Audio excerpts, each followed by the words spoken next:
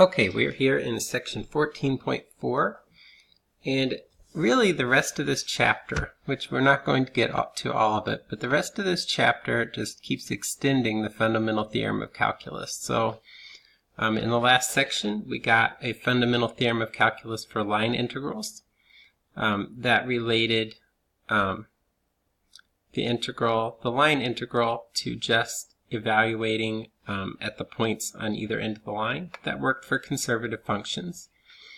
In the sections that are left, we're extending this to regions in R2 and R3. Okay, so basically we're going to have to assume some really nice things about our curves going forward here, but what we're going to do is look at Green's theorem. It relates double integrals of derivatives of a function over a region in R2 to function values on the boundary of that region. So again, kind of similar thing, integral over a line goes to the points on the end, the boundary points. Now we're doing integral over a region, and we're going to compare that to just an integral around the boundary. Okay. Well, to start with, there's two forms of Green's theorem that we're going to look at. The first one of those is the circulation form. And basically what we're going to do is we have a measure of circulation on the inside, thinking about it as a pointwise thing, like what is the circulation at point P. And basically what we're going to do is sum up all of that circulation, and that circulation inside is going to relate to the total circulation on the outside, on that curve. And that's what Green's theorem does for us.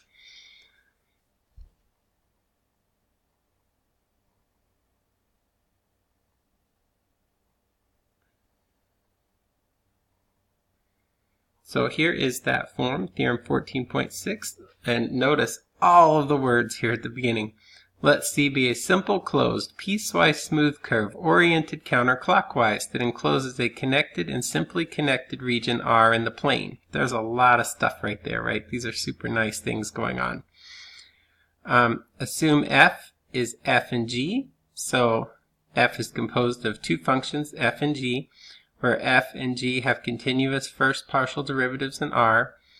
Then the integral around C of f dot dr, which is our circulation integral, which could be written as the integral of f dx g dy, right? That's just integrating each little part of our field separately, is the double integral over the region of partial g partial x minus partial f partial y dA. Now you might be wondering, where the heck does this thing come from?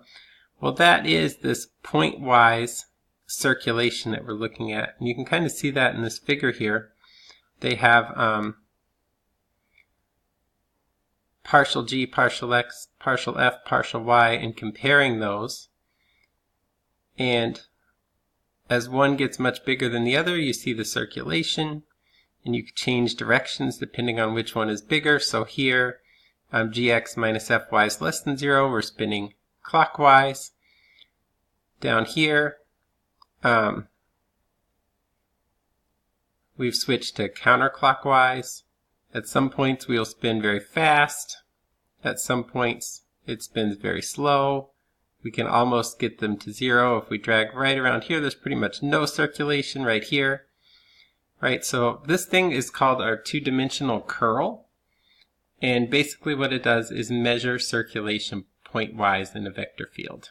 Right, so basically what we're doing is integrating that pointwise curl and comparing it to, which is circulation, and comparing it to circulation around the boundary curve. Okay, it's probably worthwhile. Again, here's that definition for two-dimensional curve.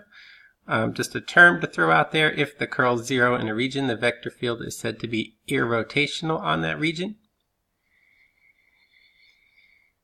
Okay. Some things that you should look at. There's an example here on finding circulation.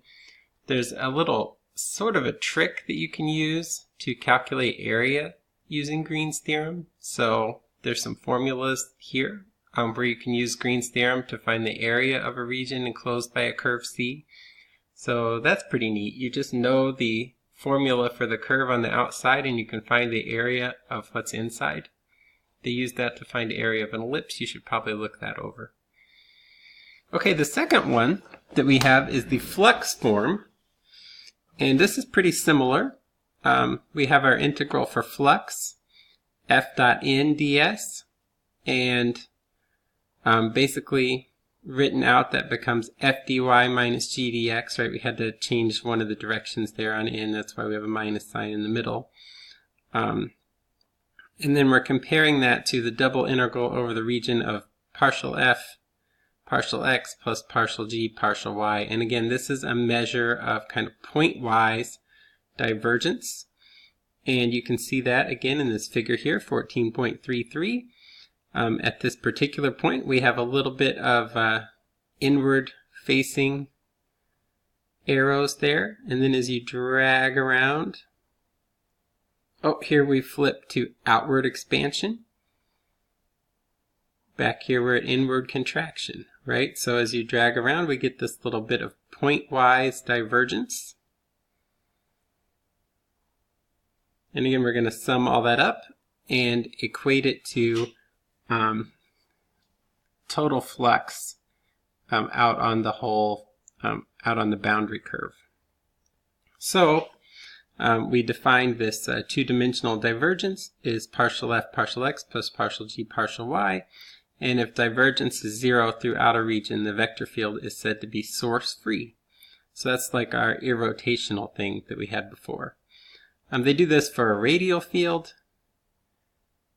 You notice on a radial field that we have a constant divergence throughout the field. So that's kind of interesting. Okay.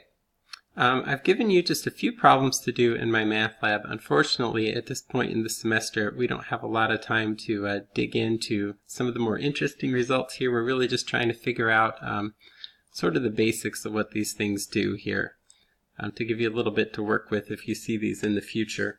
So I have one problem that I'm going to do for you, and I think that might be a separate video.